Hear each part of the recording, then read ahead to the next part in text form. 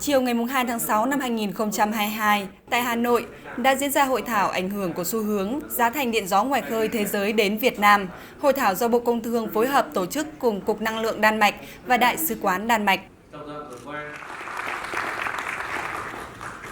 Tại hội thảo, các diễn giả đã chia sẻ những kinh nghiệm thực tiễn từ Đan Mạch trong việc thúc đẩy thị trường điện gió ngoài khơi, từ đó gợi mở những hướng đi cho Việt Nam. Theo các chuyên gia, ngoài yếu tố về kỹ thuật, vốn cũng là yếu tố quan trọng quyết định đến tính hiệu quả của dự án.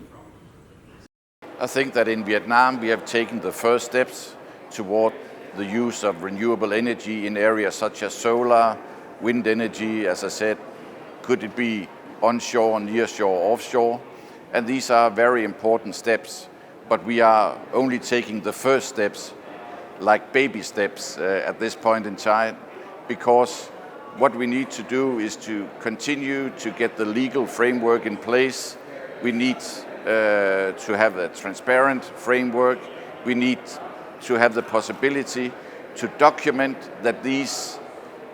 FDIs that come in and want the net zero factories established here,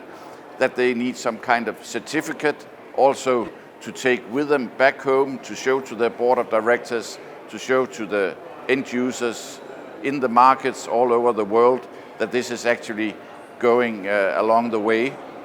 in a net zero way, in a green way. And this is actually what Denmark is already doing now, and we continue to do in cooperation with the MIT in this country. Within the Energy Partnership Program,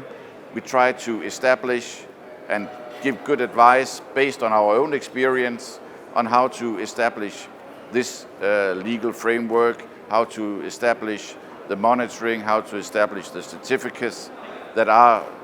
really needed in order for our companies to get the best out of the situation, and also for Vietnam to get the best out of the situation.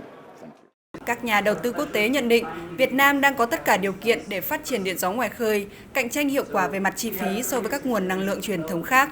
Tuy nhiên, cần một vài khung pháp lý chắc chắn hơn để giảm thiểu rủi ro, đảm bảo sự ổn định cho các dự án điện gió ngoài khơi phát triển trong tương lai.